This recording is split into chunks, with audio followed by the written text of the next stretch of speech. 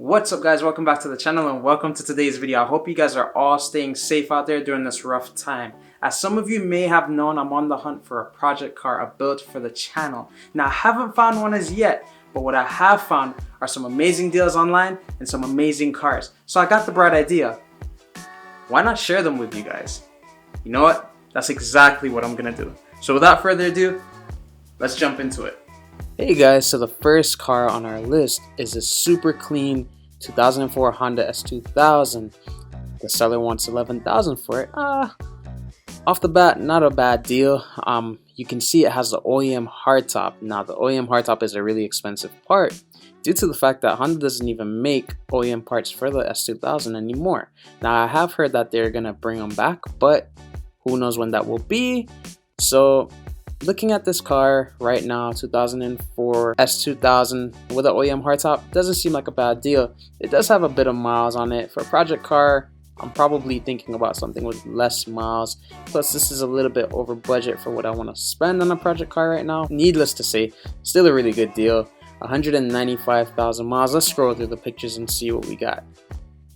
Pretty clean. You could tell off the bat that it's lowered. I'm guessing on coilovers. It has an aftermarket intake and aftermarket bushings as well, and mounts, it seems like. Definitely an aftermarket clutch.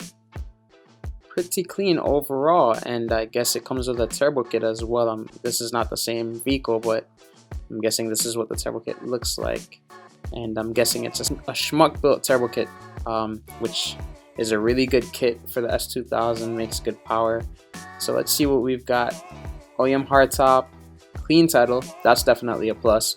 Comtech intake, NVIDIA Q300 dual exit exhaust, really good exhaust, sounds amazing. D2 coilovers, so some legit and tasteful mods for sure. Aftermarket head unit, innovative motor mounts, so that's pretty cool. Aftermarket clutch, stage 2 comp clutch, and a lightweight flywheel. Engine compression is all good. Pretty good deal, and it comes with a turbo kit, so not a bad deal. But let's move on to the next. Let's see what else we got.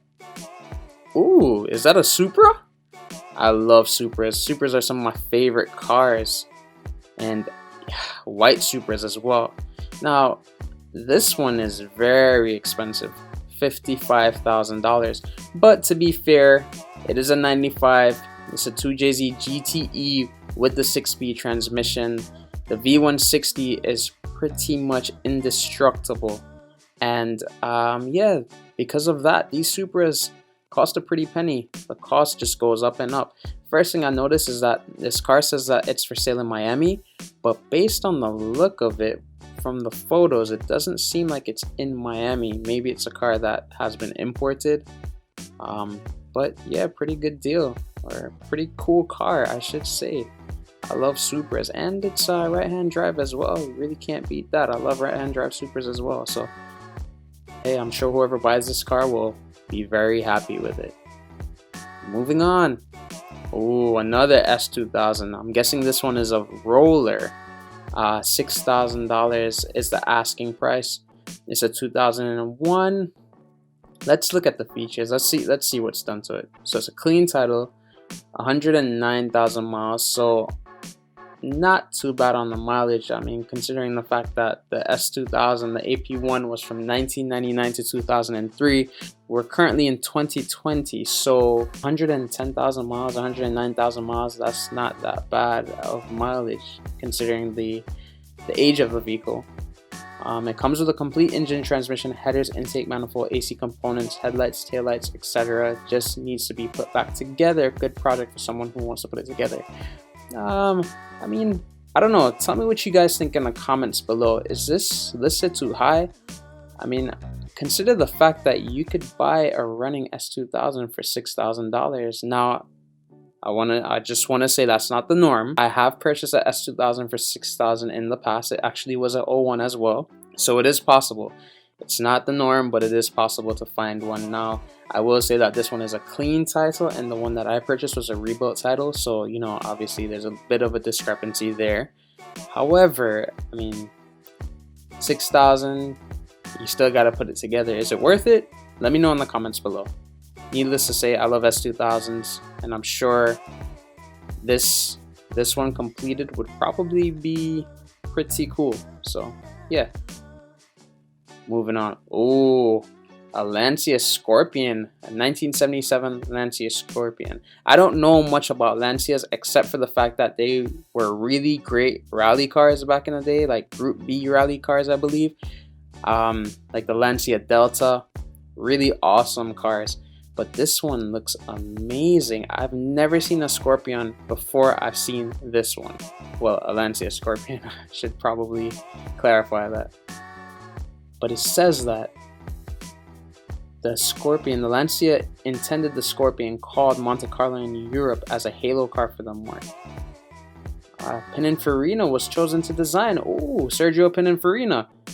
Sergio Pininfarina is the legend behind many of Ferrari's awesome designs. Sergio Pininfarina designed many Ferraris, and actually one of the Ferraris is named after Pininfarina. And if you haven't guessed as yet, it's the Ferrari Sergio. It's a really cool car. I think there's only like a limited amount of them made, so yeah, that's pretty cool. No wonder why I love the design of this car. It looks amazing. Wow. This feels just like a piece of history. It just looks so great. Oh, check out that red interior. This car, okay, so check this out. If you want to time travel back to 1977, get yourself a Lancia Scorpion. Look at that red interior. Plus, I think this car is for sale in Miami. Is it in Miami? I'm not sure where this car is for sale, but this really takes me back to like that Miami Vice type vibe with the silver with the red interior. But it just looks so amazing. Look at that. And the signed steering wheel, is that a Nardi steering wheel? It almost looks like a Nardi steering wheel. Looks amazing. Wow, never seen one of these. And it's only $30,000. I say only, like that's cheap, but still, I mean, for a part of history, and I'm sure this is more of like a collector's item, pretty cool. And I've never seen one before, especially not on the streets. So I mean, $30,000 for something that is pretty rare, it's pretty cool. Moving on. Oh, a Shelby Daytona, 1965 Shelby Daytona. Now, I believe this is a factory 5 kit car. Let me see here. Let me check the description. Yep, it says it here. Factory 5 is one of Coupe A, arguably the most advanced Daytona yet. So this one is a replica, but look how cool this is. This one is $57,000. Now, of course, you could buy the kit from Factory 5 and put it together, but you know, it takes time, it takes a lot of knowledge, expertise. So if someone wanted to buy one already put together, then this would be a good option. $57,000. I mean, I don't really know how much they go for, but pretty cool. A stroked 347 cubic inch Ford small block that churns out 415 horsepower. And I'm not even sure how much these cars weigh. I can't imagine that they're that crazy as far as weight. So I mean, 415 horsepower in a lightweight car would be a pretty nice toy, I would say. And underneath the spotlight, this car almost reminds me of Gone in 60 Seconds with the GT350 or the GT500, the Shelby. Oh, correct me. I believe this is a GT500. Let me get back to it. So yeah, so this car reminds me of the Shelby GT500 that Nicolas Cage used in Gone in 60 Seconds. Almost, it has that same type of feel. Maybe it's the racing stripes, I'm not sure, but maybe the wheels, I'm not sure, maybe the color. But yeah, it definitely gives me that Eleanor vibe. It just looks really, really nice. And if you guys have never seen Gone in 60 Seconds, this is what that car looks like. Just looks so amazing. Now I know I typed in Shelby GT350, but this is actually a GT500. Really, really cool car. And believe it or not, Gone in 60 Seconds made me fall in love with this car. It's an amazing car. Oh, next up, a Hummer H1 wagon. Now everybody knows Hummer H1s are like tanks for the street. So for the low price of $49,900, you can get yourself a tank for the street. Now this one only has about 122,000 miles, which is not that much for a 1997, but Hummers are like pretty much indestructible. I don't know if you guys have ever seen the video of that Hummer climbing the wall. Believe it or not, Hummers can climb walls. I didn't believe it until I saw it. I'm not sure if this particular one can, but I know that they're capable of doing it. And the wagon just looks so mean. Now, of course, there's like the pickup style Hummers as well, but the wagon just looks so big and aggressive. It literally looks like a tank on wheels, especially in this all black. I mean, it just looks so intimidating. And look at that huge front grille, as if you needed any more protection. I mean, this thing just looks so crazy, and the fog lights on the front, it just takes you back to 1997. How cool is this thing? Oh wow, this is probably my favorite car that I've seen for a long time on Facebook Marketplace. This is a 1991 Acura NSX for it's $39,000. The price is up there, but it's a JDM car. It's imported, it's right-hand drive. But the first thing that I noticed is that it actually has the NA2 front end conversion. Now the NA1 has the pop-up headlights. This one has the NA2, which I think look a little bit sleeker. Some people love the pop-up headlights, but I actually like these better. And one other thing that I wanted to mention is that it's like this racing green. I forgot the name of it, but it just looks so cool. It's awesome. Almost reminds me of like the Lotus Elise or the Lotus Evora. I think that they come in like that British racing green. It really has a nice vibe going around the car. It just looks even cooler just looking at this car from the side view. The 5-spoke Enki wheels are just amazing. Now, I've never seen another NSX in this color, not that I can remember. Well, maybe once before. It was Acura though, so I'm not sure if that's a factory color for this vehicle or if it was repainted, but it just looks really cool in this like racing hunter green type style. Now the back end, I believe, is a NA1 as well. I don't know, it might be an NA2, I can't really tell, but it looks so amazing. Wow, I've always had a soft spot for NSXs. Now the only thing that I could say about this one is that it is automatic. I mean, I could imagine many enthusiasts prefer manual NSXs, but still it is a right-hand drive car, so I mean that is still cool in itself. And it's an NSX. At the end of the day, it looks amazing, and it's in really good condition as well. This is awesome. Awesome. 14,000 miles. Wow, how cool is that? And it's available for financing as well, so I'll check it out. If anybody is in the market for an NSX, here's a really clean example of one. Next up is this. Oh wow, look at this. A Lamborghini Diablo VT for sale. Now, something that I wanted to note about this car was, if you look right here in the description, it says it's a high-built recreation car with an LS Corvette motor and a Porsche gearbox. Is it Porsche? I'm not sure, but I thought that was so peculiar. I've never seen that done before, so of course I had to Google it, and guess what? I found another one. Apparently this has been done before. So this is another example of a 95 Diablo with an LS3 V8 engine from a Corvette and a Porsche transmission. I've never even heard about this, but apparently the reason behind that is that Lamborghini V12s are hard to find. Go figure, right? Especially on a car like a Diablo that isn't made anymore.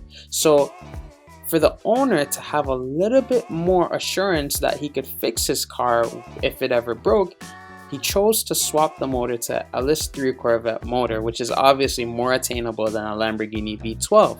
Makes sense. I'm sure that there's a lot of Lamborghini enthusiasts that wouldn't be too pleased with this, but to each their own.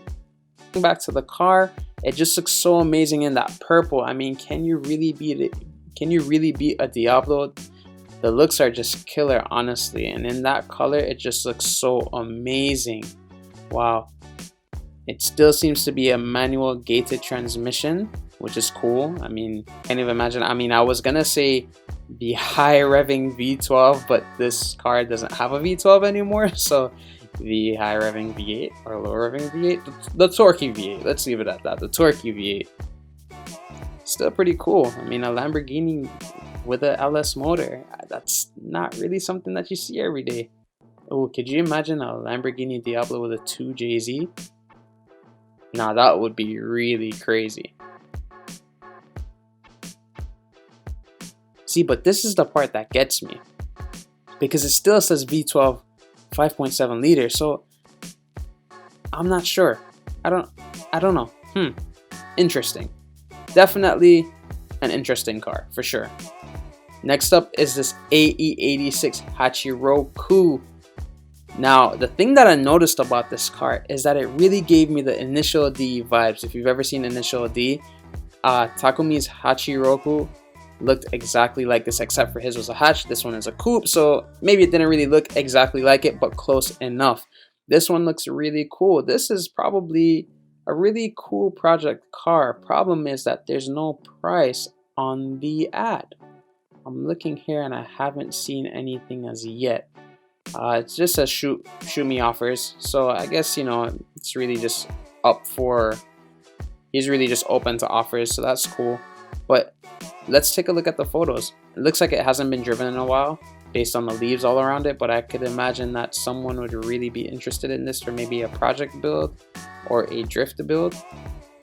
Not too bad of a car. It looks pretty clean. I mean, a few things here and there, but if you're gonna drift it, you're probably not really gonna be concerned with the little nicks or scratches around the body, because chances are it probably will get nicked and scratched anyways while you drift it. But like I said, it really caught my eye based on the color scheme, and it's a really cool car. I think everybody loves Hachirokus. Oh, this one is really cool. A 1964 Ford Galaxie 500 convertible. Actually, I have to admit, when I saw this car from the thumbnail, I actually thought that it looked a lot like a 60s Impala. I love 60s Impalas. It wasn't until I actually opened the listing that I found out it wasn't a 60s Impala.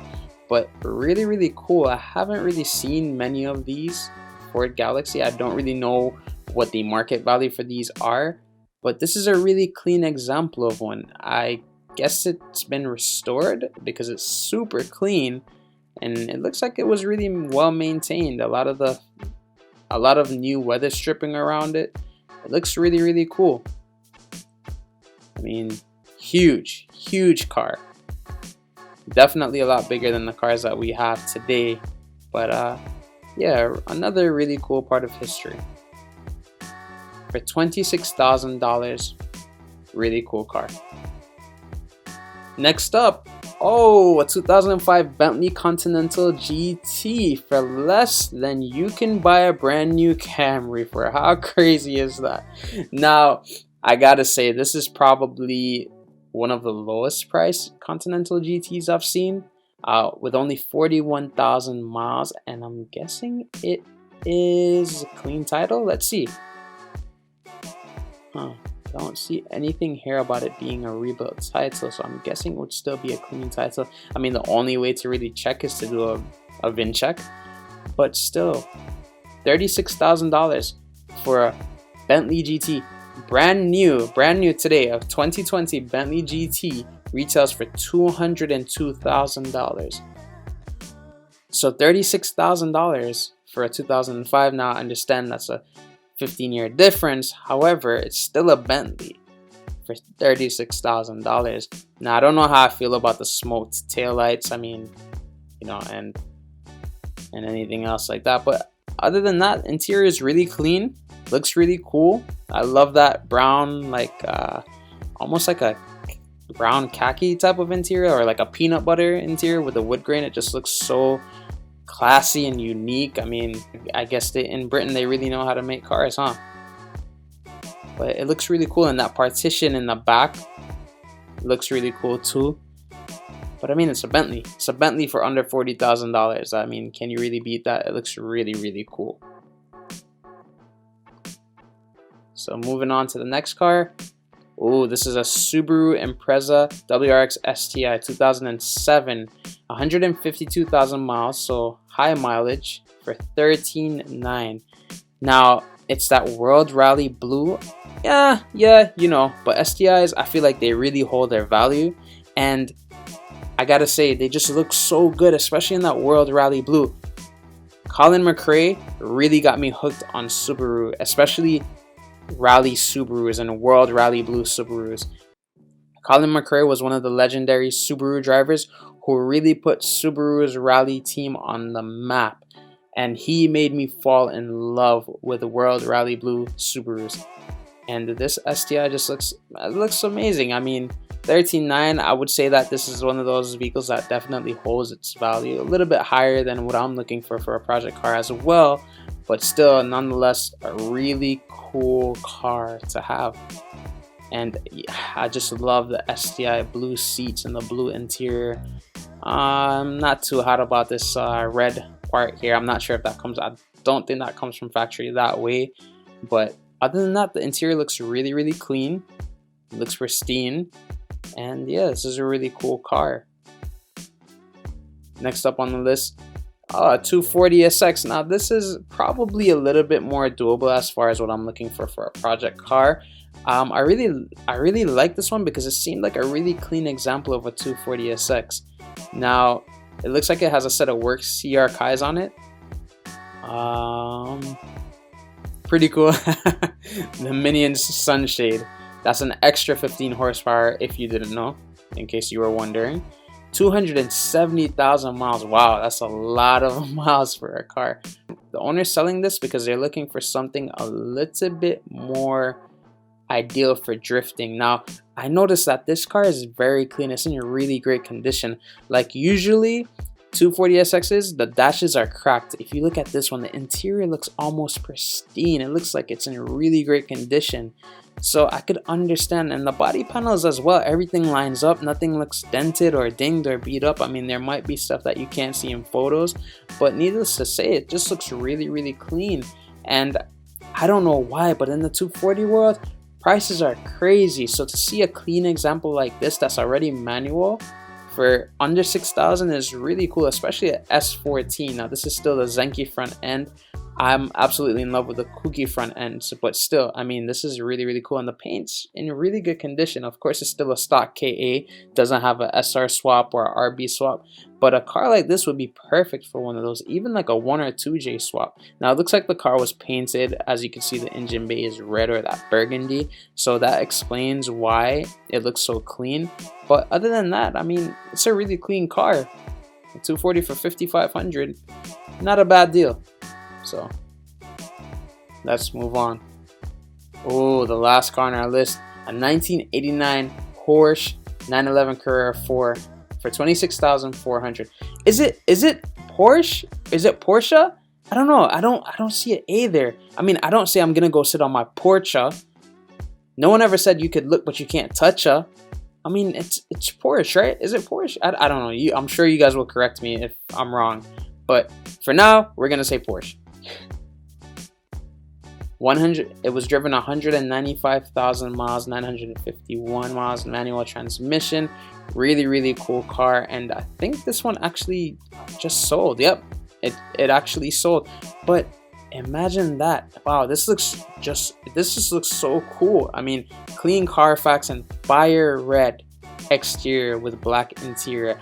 I love these old school Porsches. I especially love them with the RWB kits. Now I know there's a lot of enthusiasts that try to keep them exactly as they are, but I love the wide RWB kits, especially on these bug-eye style Porsches. They just look amazing, and I'm sure whoever bought this is probably really happy with their purchase. I couldn't imagine getting a old school Porsche like this for $26,000. Now I'm not exactly sure, once again, I'm not exactly sure what the market value of these are, but I guess I always thought that they were more than they are, or I don't know, maybe this is just a really good deal and that might be why it sold. But yeah, wow, what a really cool part of history as well. Yo guys, I'm back. I hope you guys enjoyed today's video. I hope you guys saw some really cool cars and some really great deals. As you can see, I was hunting for a budget car, a project car, and then I saw something that caught my eye and things just went left. Needless to say, the hunt for the project car is still on. Hopefully you will pick one up sooner than later. With the way that things are in the world right now, I'm not sure when that will be, but nevertheless, the hunt is still on. Guys, I want to say thank you so much for watching. We've reached the end of today's video. As always, I appreciate you guys, and I hope you enjoyed today's video. If you did, be sure to smack that thumbs up button and subscribe to the channel for more car related videos just like today. So I'll see you guys next time. Peace.